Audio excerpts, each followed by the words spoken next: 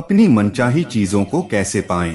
क्या आप मन की शक्ति का अपनी मनचाही चीज को साकार करने के लिए उपयोग कर सकते हैं?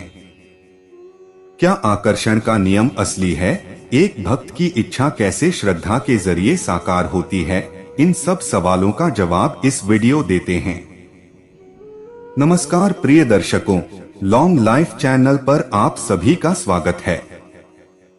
यह वीडियो बहुत ही ज्ञानवर्धक है। इसे सुनोगे तो आप कभी चिंता नहीं करोगे, अपने जीवन में कभी दुखी नहीं रहोगे, परेशानी से बाहर निकल जाओगे। तो दर्शकों, वीडियो को ध्यान से और अंत तक जरूर सुनो और सच्चे दिल से कमेंट में जय श्री कृष्ण जरूर लिखें। लोग जीवन में जिस भी चीज की आकांक्षा करते हैं, चाहे वह कारोबार को बढ़ाना हो, कोई घर बनाना हो या कुछ और हो, पहले यह विचार पैदा होता है, मैं यह चाहता हूँ। एक बार जब यह विचार आता है, तब ज्यादातर लोग अपनी ऊर्जा को कार्य के जरिए उस चीज की ओर लगा देते हैं और उसकी ओर काम करना शुरू कर देते हैं। अगर उनका कार्य पर्याप्त प्रभावशाली है, तो उनका विचार एक हकीकत बन जाता है। दुनिया में लोगों के काम करने का यह आम तरीका है, लेकिन वे यह नहीं जानते कि उस विचार को जीवन ऊर्जा के एक खास आयाम से कैसे सशक्त करें। विचार स्वयं ही एक स्पंदन और ऊर्जा है। अगर आपकी ऊर्जा में भौतिक शरीर से परे थोड़ी गतिशीलता है और अगर वह गतिशीलता एक सचेतन प्रक्रिया बन जाती है, तो आप एक जगह बैठकर अपनी ऊर्जाओं को कहीं और भेज सकते हैं। लेकिन अगर आप अपनी जीवन ऊर्जाओं पर पर्याप्त महारत हासिल किए बिना ऐसा करते हैं, तो हो सकता है कि आपको पता नहीं हो कि ऊर्जाओं को वापस अपने अंदर कैसे खींचें।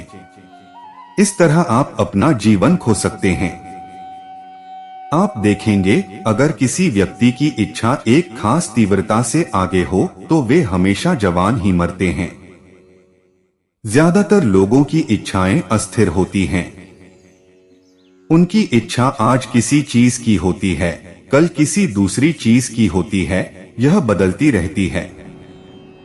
लेकिन अगर किसी व्यक्ति की कोई चीज के प्रति बहुत शक्तिशाली इच्छा है, तो वे जवान ही मर जाते हैं, चाहे वह चीज घटित हो या न हो। खासकर अगर वह साकार हो जाती है, तो वे जवान ही मर जाते हैं, क्योंकि वे जानते हैं कि अपनी जीवन ऊर्जाओं को बाहर कैसे लगाएं, लेकिन उनके पास पर्याप्त महारत नहीं होती कि वे उस काम को करने के बाद फिर वापस आ जाएं। एकाग्र मन शक्तिशाली होता है। विचार अपने आप में एक स्पंदन और ऊर्जा है। बिना ऊर्जा के आप विचार पैदा नहीं कर सकते। बात बस इतनी है कि चूंकि यह इतने बेतरतीब तरीके से हो रहा है, तो शायद इसके पास खुद को अभिव्यक्त करने के लिए जरूरी ऊर्जा नहीं है। आप अपनी विचार प्रक्रिया से इतनी ज्यादा ऊर्जा पैदा कर सकते हैं कि आप किसी को मार भी सकते हैं। जब आपका मन एकाग्र होता है, तो वह एक शक्तिशाली साधन होता है। दुर्भाग्य से लोगों के साथ यह एकाग्रता ज्यादातर समय एक नकारात्मक तरीके से होती है, सकारात्मक तरीके से नहीं। एक क्रोधित मन और कामातुर मन भी बहुत ज्यादा एकचित्त होते हैं। इसीलिए भारतीय संस्कृति में बच्चों को हमेशा चेतावनी दी जाती है, जब तुम गुस्से में हो तो किसी के लिए कुछ भी नकारात्मक मत कहो, क्योंकि अगर आपका मन क्रोध से एकचित्त बन गया है, तो वह खुद को अभिव्यक्त कर सकता है। चलिए विचार पैदा होने की प्रक्रिया पर गौर करते हैं। क्या आपका विचार सचेतन है या वह बस उन लाखों चीजों का परिणाम है जो आपके मन में चल रही हैं? जब आपका विचार अचेतन होता है, तो ज्यादातर समय वह मानसिक दस्त जैसा होता है। उस पर कोई काबू नहीं रहता।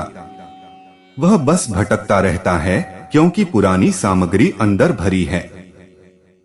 यह बिल्कुल वैसा है, आपके पेट में खराब खाना जितना ज्यादा होगा, उतने ज्यादा आपके दस्त चलते रहेंगे। जब आपको मानसिक दस्त हो रहे हो, तो आप उसे विचार नहीं कह सकते। एक औरत ने एक बार कुछ दोस्तों को खाने पर आमंत्रित किया। उसने भोजन परोसा और फिर अपनी 6 साल की बेटी से कहा, आज दुआ तुम क्यों नहीं बोलती? वह अपनी बेटी का थोड़ा दिखावा करना चाहती थी। बेटी ने कहा, मैं नहीं जानती कि दुआ कैसे कही जाती है। माँ ने कहा, बस वही दोहराओ जो तुम्हारी माँ कहती है। तो लड़की ने बहुत आदर से अपना सिर झुकाया, अपने दोनों हाथ एक साथ थामे और कहा, पता नहीं क्यों मैंने इन लोगों को खाने पर बुलाया है। क्या आपके साथ ऐसी चीजें नहीं हो रही हैं? आप ध्यान करना चाहते हैं, लेकिन आपका मन तमामों चीजें बोल रहा है। अपनी स्लेट को साफ करना, अगर आपको ब्लैक बोर्ड पर लिखना है तो पहले आपको उसे पोंछकर साफ करना होगा। सिर्फ तभी आप उस पर स्पष्ट लिख पाएंगे। अगर उस पर पहले ही लाखों चीजें लिखी हुई हैं और आप उस पर कुछ और लिखते हैं तो कोई पता नहीं लगा सकता कि आपने क्या लिखा है, और कुछ समय बाद आपको भी पता नहीं रहेगा। आपको उस जगह को पहले साफ करना होगा और तब एक विचार को सचेतन रूप से पैदा करना होगा। अगर लोगों ने अपनी जगह को साफ कर लिया है और तब वे कोई विचार लाते हैं तो यह विचार वाकई मायने रखता है, क्योंकि वह एक सचेतन प्रक्रिया से पैदा हुआ है। एक बार जब यह विचार इस तरह जारी रहता है और इसे उस स्पष्टता में कायम रखा जाता है, तब उसे ऊर्जा से भरा जा सकता है। अगर आप अपने मन में सचेतन रूप से एक विचार पैदा करते हैं और अगर वह एकाग्र है तो वह दुनिया में अपना रास्ता खोज लेगा। वह स्वाभाविक रूप से खुद को साकार कर लेगा। और अगर आपके पास अपनी जीवन ऊर्जाओं पर थोड़ा ज्यादा नियंत्रण है तो आप उसे और परिमार्जित कर सकते हैं। मन की शक्ति। सद्गुरु लोग जीवन में जिस भी चीज की आकांक्षा करते हैं, चाहे वह कारोबार को बढ़ाना हो, कोई घर बनाना हो या कुछ और हो, पहले यह विचार पैदा होता है, मैं यह चाहता हूँ। एक बार जब यह विचार आता है तब ज्यादातर लोग अपनी ऊर्जा को कार्य के जरिए उस चीज की ओर लगा देते हैं और उसकी ओर काम करना शुरू कर देते हैं। अगर उनका कार्य पर्याप्त प्रभावशाली है तो उनका विचार एक हकीकत बन जाता है। दुनिया में लोगों के काम करने का यह आम तरीका है, लेकिन वे यह नहीं जानते कि उस विचार को जीवन ऊर्जा के एक खास आयाम से कैसे सशक्त करें। विचार स्वयं ही एक स्पंदन और ऊर्जा है। अगर आपकी ऊर्जा में भौतिक शरीर से परे थोड़ी गतिशीलता है और अगर वह गतिशीलता एक सचेतन प्रक्रिया बन जाती है, तो आप एक जगह बैठकर अपनी ऊर्जाओं को कहीं और भेज सकते हैं। लेकिन अगर आप अपनी जीवन ऊर्जाओं पर पर्याप्त महारत हासिल किए बिना ऐसा करते हैं तो हो सकता है कि आपको पता नहीं हो कि ऊर्जाओं को वापस अपने अंदर कैसे खींचें। इस तरह आप अपना जीवन खो सकते हैं।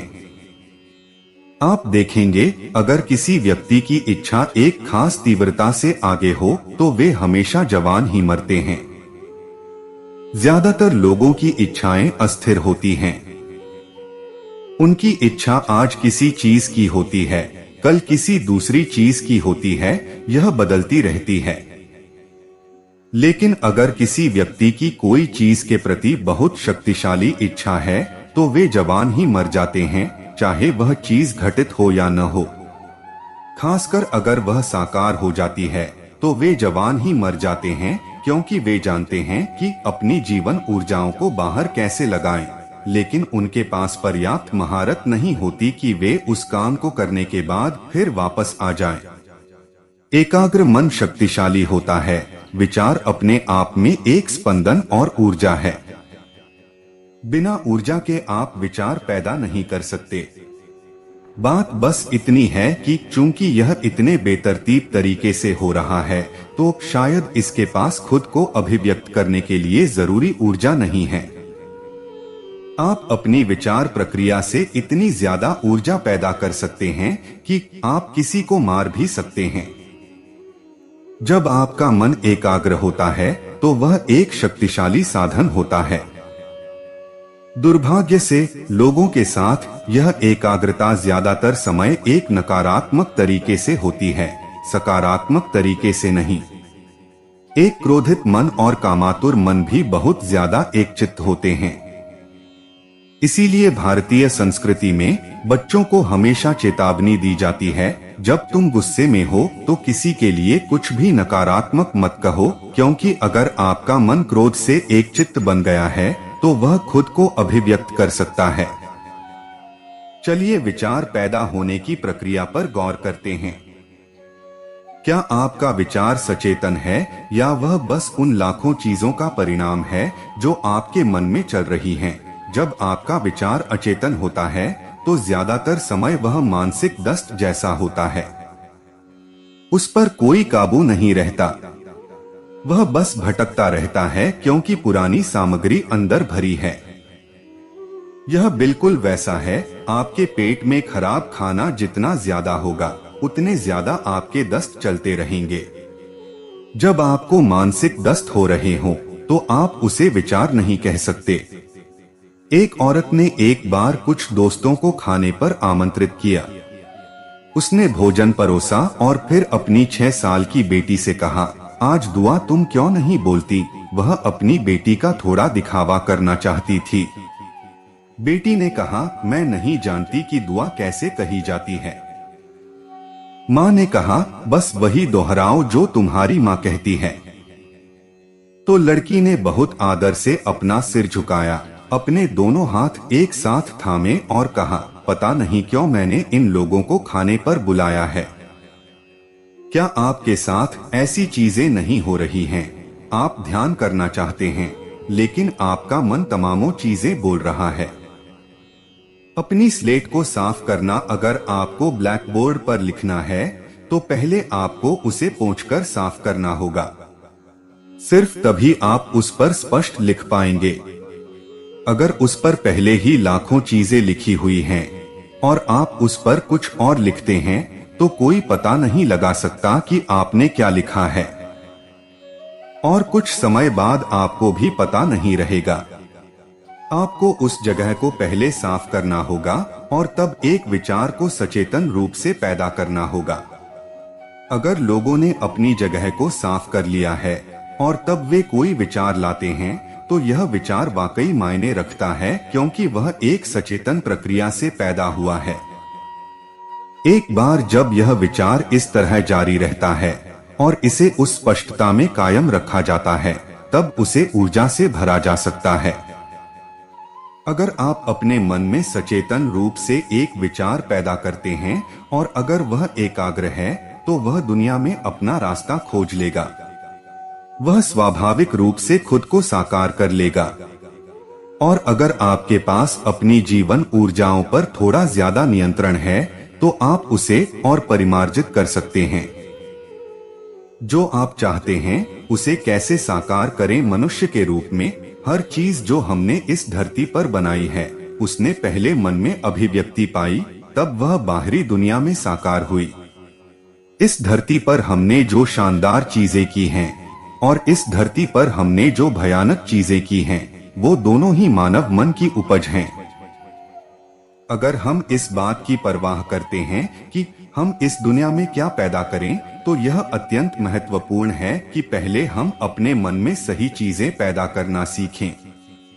अगर हमारे पास अपने मन को वैसे रखने की शक्ति नहीं है जैसे हम चाहते हैं, तो हम दुनिया में जो चीजें बनाएंगे वो भी बहुत संयोगवश और बेतरतीब होंगी। अगर आप अपने मन में सचेतन रूप से एक विचार पैदा करते हैं और अगर वह एकाग्र है तो वह दुनिया में अपना रास्ता खोज लेगा। वह स्वाभाविक रूप से खुद को साकार कर लेगा। अगर आप अपने मन को एक खास स्तर तक व्यवस्थित करते हैं तो आपका शरीर, भावना और बुनियादी जीवन ऊर्जाएं उस दिशा में व्यवस्थित हो जाती हैं। एक बार जब आपके ये चारों आयाम एक दिशा में व्यवस्थित होते हैं तो आप जिस भी चीज की कामना करते हैं वह बिना एक उंगली उठाए ही हो जाती है। इसमें क्रिया को जोड़ना मददगार होगा, लेकिन किसी क्रिया के बिना भी आप उसे साकार कर सकते हैं जो आप चाहते हैं। अगर आप इन 4 आयामों को एक दिशा में व्यवस्थित कर लेते हैं और उसे उस दिशा में समय के एक खास दौर तक अटल रखते हैं।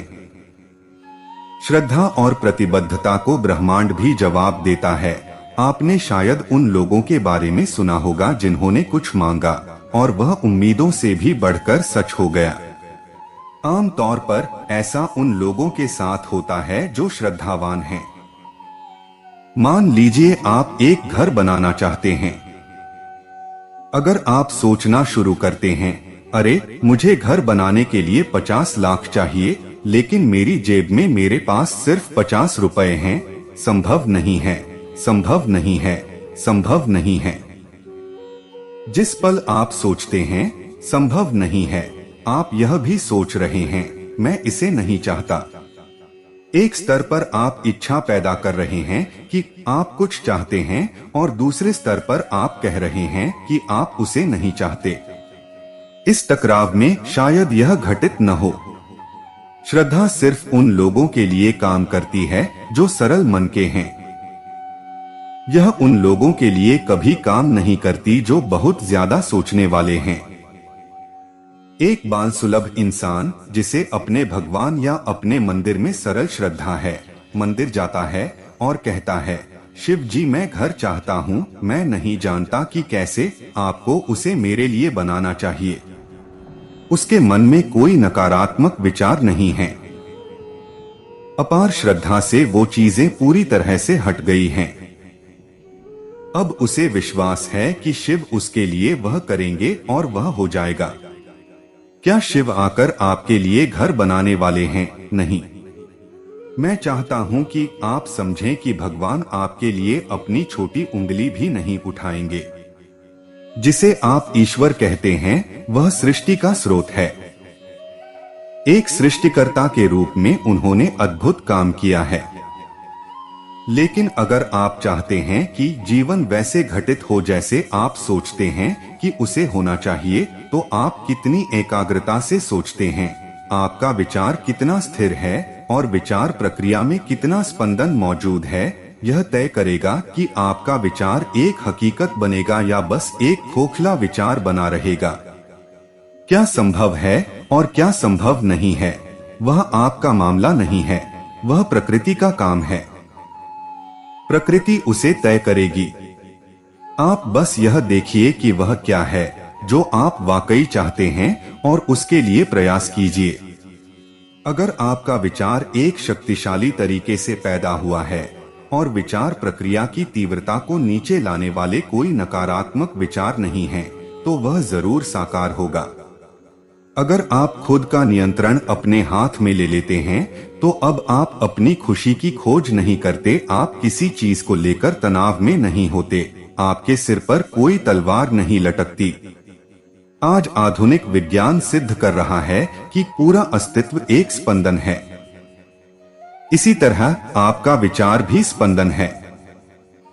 अगर आप एक शक्तिशाली विचार पैदा करते हैं और उसे बाहर छोड़ते हैं, तो वह हमेशा खुद को अभिव्यक्त करेगा। आमतौर पर लोग नकारात्मक विचार दूर करने के लिए श्रद्धा को एक साधन के रूप में इस्तेमाल कर रहे हैं। लेकिन जब आप एक सोचने वाले व्यक्ति बन गए हैं, तो आपकी श्रद्धा बहुत गहरी नहीं होगी। आप सोचते हैं आप बहुत श्रद्धावान हैं, लेकिन इससे फर्क नहीं पड़ता, कहीं न कहीं संदेह हमेशा उभर ही आते हैं। आपका मन अभी जिस तरह का है, अगर भगवान भी यहाँ प्रकट हो जाते हैं, तो आप उनको समर्पण नहीं करेंगे, आप जांच करना चाहेंगे कि वे वाकई भगवान हैं भी या नहीं। इस तरह के मन के साथ आपको श्रद्धा पर अपना समय नष्ट नहीं करना चाहिए। एक दूसरा विकल्प प्रतिबद्धता का है। आप जो चाहते हैं, अगर आप खुद को उसके निर्माण के लिए प्रतिबद्ध बना देते हैं, तो अब एक बार फिर आपका विचार इस तरह व्यवस्थित हो जाता है कि फिर यह संभव है या नहीं जैसी कोई चीज नहीं रह जाती। आपकी विचार प्रक्रिया में कोई बाधा नहीं रहती। आप जो चाहते हैं उस ओर आपका विचार सरलता से प्रवाहित होता है। जब ऐसा होता है तो उसे साकार करना भी स्वाभाविक रूप से होगा।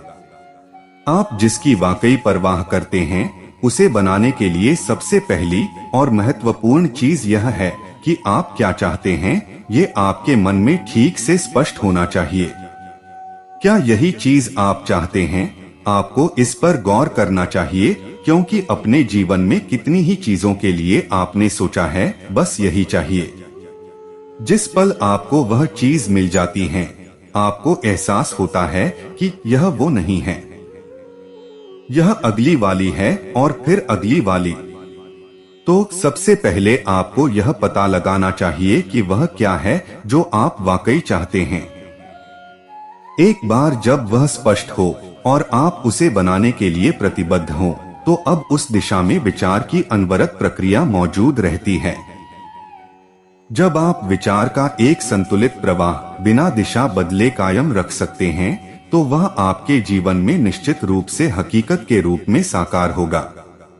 आप अपना भाग्य तय कर सकते हैं और आपको ऐसा करना चाहिए, क्योंकि मनुष्य होने का यही मतलब है। इस धरती पर सारे दूसरे जीव विविधतापूर्ण चक्रों के अनुसार जीते हैं। उनके लिए यह ठीक है, क्योंकि वे बस इसी में सक्षम हैं। असल में अगर आप अपने जीवन को देखें, तो आप उससे बहुत ज्यादा अलग कुछ नहीं कर रहे हैं जो दूसरे जीव कर रहे हैं। वे पैदा होते हैं, आप पैदा हुए। आप बड़े हुए, वे भी बड़े होते हैं। वे बच्चे पैदा करते हैं, आपने बच्चे पैदा किए। वे मरते हैं, आप भी मरेंगे। बहुत ज्यादा फर्क नहीं है, लेकिन हम इन्हीं सरल चीजों को चेतना पूर्वक कर सकते हैं। मनुष्य होने के बारे में यही महत्वपूर्ण चीज है। अगर आप अपने हाथ को सचेतन रूप से संचालित करते हैं, तो अब यह हाथ वह करेगा जो आप चाहते हैं। अगर आप अपने विचार को चेतनापूर्वक संचालित करते हैं, तो यह वह करेगा जो आप चाहते हैं। अगर आपका विचार वह करता होता जो आप चाहते हैं, तो आप खुद को प्रसन्न रखते, दुखी नहीं। अगर आप प्रसन्न हैं, तो आपका जीवन खुशी की खोज में नहीं होगा। ये चीजें जिन्हें लोग अपने जीवन में सबसे बड़ी चीज मानते हैं, शांत और प्रसन्न रहना, उनके आपके लिए कोई मायने नहीं रहेंगे जब आप प्रसन्न हो तब। अगर ऐसा होता है, तो आपकी पूरी जीवन प्रक्रिया पूर्णतः सहज बन जाएगी। अभी आप एक घात लगाए बाघ की तरह हैं। आपको हमेशा कुछ हासिल करना होता है। हासिल करने के लिए कुछ नहीं है। अगर आप यहाँ बैठते हैं, आपका जीवन पूर्ण होता है। अब यह पूर्ण सहजता पर होता है। जब यह इस किस्म की सहजता में होता है, तो यह बोध में सक्षम बन जाएगा। बस एक पेशे को जारी रखना, पैसा कमाना या आनंदमय होना या प्यार में पड़ना, आपके लिए किसी चीज के कोई मायने नहीं रहते, क्योंकि बस यहाँ बैठने से ही आपको सर्वोच्च स्तर की प्रसन्नता हो रही है। ऐसे जीवन से आप क्या करेंगे? स्वाभाविक रूप से आप किसी ऐसी चीज की खोज करेंगे जो अभी आपके बोध में नहीं है। आध्यात्मिक प्रक्रिया इसी तरह शुरू होती है। इसी तरह आप अपने जीवन को अपने हाथ में लेते हैं। अगर आप खुद का नियंत्रण अपने हाथ में ले लेते हैं, तो अब आप अपनी खुशी की खोज नहीं करते, आप किसी चीज को लेकर तनाव में नहीं होते, आपके सिर पर कोई तलवार नहीं लटकती। आप हर चीज पूरे दिल से पूर्णतया करेंगे। चाहे जो भी होता है, आपको पता है कि आप फिर भी ठीक होंगे। अब आप हर चीज स्वाभाविक रूप से बहुत अच्छी तरह करेंगे, क्योंकि बिल्कुल कोई चिंता नहीं है, क्योंकि अब आपका कोई निहित स्वार्थ नहीं रहा। आप वह करेंगे जिसकी जरूरत है, बिना किसी प्रयास के। जिसे कोई दूसरा एक बड़ा कमाल मान सकता है, उसे आप आनंद पूर्वक और खेल खेल में कर डालेंगे। एक सरल लक्ष्य, क्या आज का दिन ज्यादा आनंदमय है?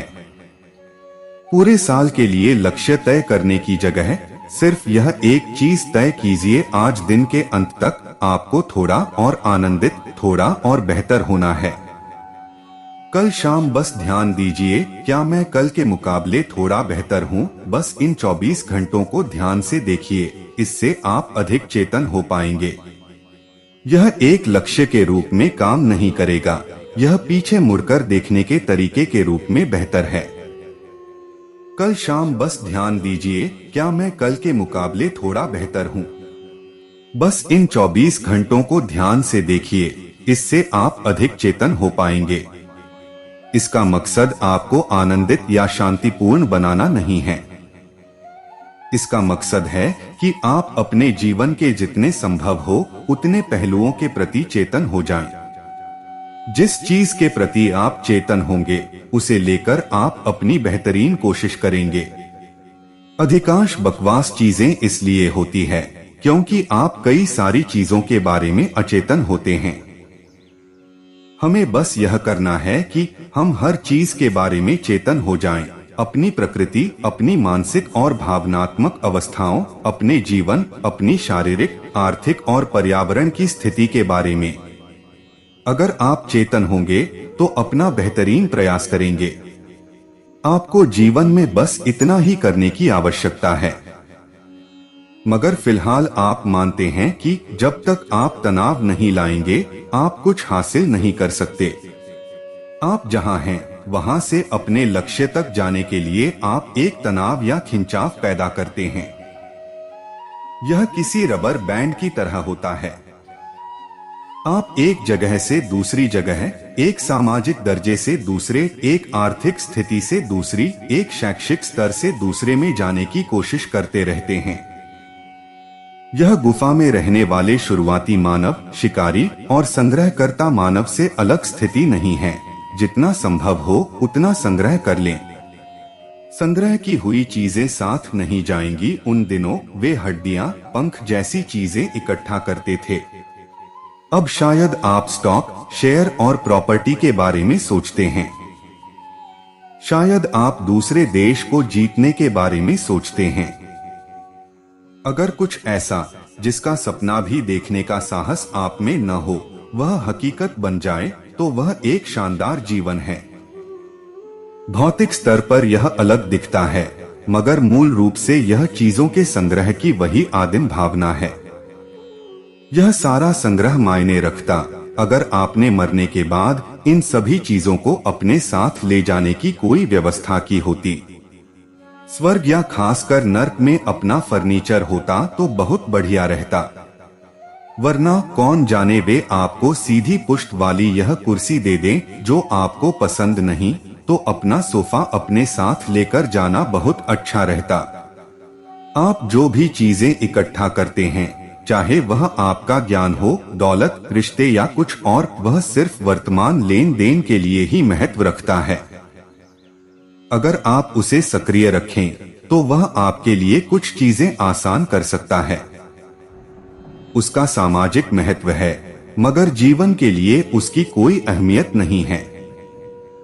लक्ष्य तय करने की जगह बेहतर होगा कि आपके अंदर जो जीवन है उसे पोषित करने के तरीके खोजें।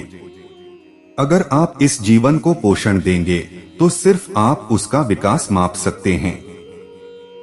मान लीजिए आप कोई आम का पेड़ लगाते हैं। अगर आप यह लक्ष्य तय करते हैं कि 2018 के अंत तक उसमें 1000 फल लगने चाहिए, वरना आप उसे काट डालेंगे तो यही होगा कि आप उस पेड़ को काट डालेंगे। इसे करने का सही तरीका यह है कि उस पेड़ को सबसे अच्छे तरीके से पोषण दिया जाए। 1000 फलों की चिंता मत कीजिए, जो भी बेहतरीन निकलना होगा वह उससे निकलेगा। अगर आप उसे एक खास तरह से पोषण देंगे तो हो सकता है वह आपकी कल्पना से अधिक बेहतर नतीजे दे। जीवन में कुछ बिल्कुल नया होने की संभावना बनाएं। जीवन के किसी भी क्षेत्र में लक्ष्य तय करना अच्छी बात नहीं है क्योंकि तब आप कुछ ऐसा ही कर रहे होंगे जो आप पहले से जानते हैं। आपके जीवन में बिल्कुल नया कुछ नहीं होगा। मेरे ख्याल से यह एक दुर्भाग्य है। आपके सपनों का सच होना कोई अच्छी बात नहीं है। अगर कुछ ऐसा जिसका सपना भी देखने का साहस आप में न हो वह हकीकत बन जाए तो वह एक शानदार जीवन है। नतीजे इस पर निर्भर करते हैं कि आप जीवन की प्रक्रिया को कितनी अच्छी तरह संभालते हैं और साथ ही समय तथा स्थान भी महत्वपूर्ण होते हैं। आज आप एक निश्चित मात्रा में कोशिश करके $10 लाख कमा सकते हैं। 1000 साल पहले आपसे 10 गुना स्मार्ट व्यक्ति ने बहुत कोशिश करके भी छोटी रकम कमाई होगी, मगर यह तुलना महत्वपूर्ण नहीं है। महत्वपूर्ण बात यह है कि वह जिस समय काल में मौजूद था उसने उस हिसाब से सबसे बेहतरीन हासिल किया। आप अपने समय के हिसाब से क्या सबसे बेहतर हासिल कर रहे हैं? सवाल यह है। बेहतरीन प्रयासों की कमी होने पर लक्ष्य तय किए जाते हैं। मैं जानता हूं कि हर मैनेजमेंट स्कूल लक्ष्य तय करने की बात करता है, मगर लक्ष्य अपने लिए तय नहीं किए जाते, वे दूसरे लोगों को प्रेरित करने के लिए तय किए जाते हैं। बहुत से लोग हैं जो कभी अपना बेहतरीन प्रयास नहीं करेंगे, वे हमेशा औसत से कम होते हैं। वे चेतन होकर यह नहीं समझ पाते कि एक इंसान के तौर पर आपको अपने जीवन में यथासंभव बेहतरीन करना चाहिए, वरना आपका जीवन व्यर्थ है। ऐसे लोगों के लिए आपको लक्ष्य तय करना पड़ता है। अगर आप एक गधे हैं तो जितना कम करेंगे उतने स्मार्ट होंगे, क्योंकि खाने, प्रजनन करने, सोने, इधर उधर घूमने और एक दिन मर जाने से परे आपके लिए कोई और संभावनाएं नहीं हैं। बहुत से लोगों ने गधे वाला यह दर्शन अपना लिया है। वे सोचते हैं कि अगर वे कम काम करके अधिक पाते हैं तो उनका जीवन खुशहाल है। वास्तव में वे मूर्ख हैं। वे जीवन की पूरी संभावना को खो दे रहे हैं। कुछ प्राप्त करके नहीं, सिर्फ भागीदारी से घटित होता है जीवन। मानव जीवन वास्तव में तभी घटित होता है अगर आप खुद को हर चीज में झोंक दें। अगर आप हिचकते हैं तो आप जीवन से चूक जाएंगे। अगर आप जो कर रहे हैं उसमें खुद को पूरी तरह समर्पित नहीं करते तो आप किसी और को नहीं छल रहे, आप खुद को जीवन से छल रहे हैं। एक बार शंकरन पिल्लै पर बुरा समय आया। वह एक मजदूर था जो रोजी रोटी कमाने के लिए छोटे मोटे काम करता था। उसे 25 ईंटें ढोकर 3 मंजिल तक पहुंचाना, वहां उन्हें रखकर फिर वापस आना था। इस तरह यह काम जारी रहता था। कुछ समय बाद फोरमैन के चले जाने के बाद भी शंकरन पिल्लै वही 25 ईंटें ऊपर ले जाता और वापस ले आता। जो लोग उसके साथ काम कर रहे थे उन्होंने यह देखा तो कहा, अरे तुम ईंट वापस क्यों ला रहे हो? फोरमैन देख नहीं रहा है न? मगर अब तुम दोनों ओर से ईंट ढो रहे हो, मूर्ख। वरना कम से कम आते समय तो तुम्हें बोझ नहीं ढोना पड़ता। अगर आप कम करने की कोशिश करते हैं तो यही होता है, सरल चीजें आपके जीवन में बोझिल हो जाएंगी। लोगों को सिर्फ ऑफिस जाने और 9 से 5 बजे तक काम करने में इतनी परेशानी हो रही है। वे कंपनी नहीं संभाल रहे हैं, वे सरकार नहीं चला रहे हैं। यह बस थोड़ा सा काम है जो किसी ने उन्हें दिया है, जिससे उनकी सिर्फ रोजी रोटी चलती है। उसे वे कितना जटिल बना रहे हैं। उससे उन्हें हाई ब्लड प्रेशर हो रहा है और उनका दिल बीमार हो रहा है। आपको देखना चाहिए कि परिवारों में क्या दृश्य होता है। सिर्फ 2 लोगों का साथ रहना कितना पेचीदा होता है। छोटे छोटे बच्चे कितना कष्ट देते हैं। केवल कुछ समय के लिए वे खुशी का कारण होते हैं, बाकी समय लोग उनसे बहुत दुखी रहते हैं। उनका काम, बच्चे, पति पत्नी, उनके घर, नौकरी, ड्राइविंग, लोग लगभग हर चीज से दुखी रहते हैं। ऐसा इसलिए होता है क्योंकि वे यह समझने के लिए काफी चेतन नहीं हैं कि जीवन तभी बेहतरीन रूप में काम करता है अगर आप खुद को उसमें झोंक दें, बिना इस बात की परवाह किए कि आपको वापस क्या मिलेगा। जीवन आपकी भागीदारी से घटित होता है। आपको क्या मिलता है उससे नहीं, आपको जो मिलेगा उससे आप क्या करेंगे। बस यही हो सकता है कि अगर आप किसी ऐसे व्यक्ति से अपनी बराबरी करें जिसके पास आपसे कम है तो आप एक बीमार खुशी पा सकते हैं। अगर आप जीवन को जानना और उसका आनंद उठाना चाहते हैं, अगर आप इस जीवन की पूर्ण क्षमता को खोजना चाहते हैं, तो यह सिर्फ संपूर्ण भागीदारी से ही हो सकता है। देखिए उससे क्या निकल कर आता है। सर्दियों में मिट्टी से कुछ भी बाहर नहीं आता। वसंत के मौसम में थोड़ी कोशिश से काफी कुछ निकल आता है। यही स्थिति जीवन की है। लोग सबसे बड़ी गलती यह करते हैं कि वे लक्ष्य को ध्यान में रखकर चलते हैं। अगर आप अपने लिए 2018 तक आत्मज्ञान प्राप्त करने का लक्ष्य तय करते हैं, तो साल के अंत तक आप पूरी तरह अस्त व्यस्त हो जाएंगे। अगर आप सिर्फ वह करेंगे जो आपको करना है, तो जीवन कुदरती रूप से फलेगा फूलेगा। नया साल आपके लिए सबसे शुभ चीजें लेकर आए। तो प्रिय दर्शकों, उम्मीद करता हूँ कि आपको वीडियो पसंद आया होगा और आप हमारे चैनल पर नए हो तो वीडियो को लाइक और चैनल को सब्सक्राइब जरूर करें। आपके एक लाइक से ही हमें प्रेरणा मिलती है और हम मोटिवेट होते हैं। धन्यवाद।